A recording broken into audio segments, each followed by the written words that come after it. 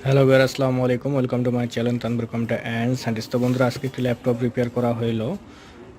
দেখেন ল্যাপটপটি অন আছে, চলতেছে।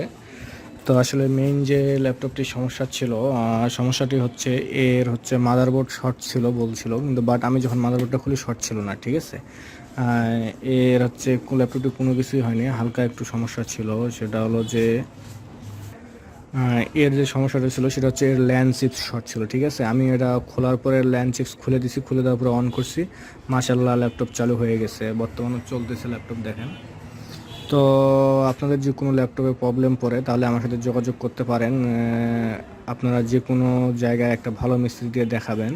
অথবা অনেকে কী করে যে ঠিকমতো চেক করে না, চেক না করেই আপনার ল্যাপটপ যেখানে সেখানে কাজ করে, তো এতে আবার ল্যাপটপ নষ্ট হয়ে যায়, ঠিক আছে। আমার কাছে যখন আসে তখন আমি এর পাওয়ার সেকশনে ভোল্টেজ চেক করছি, ঠিক আছে।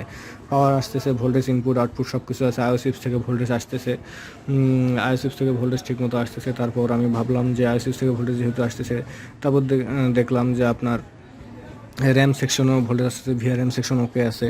তো তখন আমি কী করলাম, ল্যান্ড সুইচটা খুলে দিলাম, ল্যান্ড সুইচ খুলে দেওয়ার পর পাওয়ার দিই, তখন পাওয়ার চলে আসছে। ওকে বন্ধুরা, ভিডিওটি ভালো লাগলে শেয়ার করবেন, আর সেক্ষেত্রে যারা আমার ফেসবুক পেজ থেকে দেখতেছেন ফেসবুক পেজটি ফলো করবেন, আর চ্যানেল থেকে দেখলে আমার চ্যানেলটি সাবস্ক্রাইব করবেন।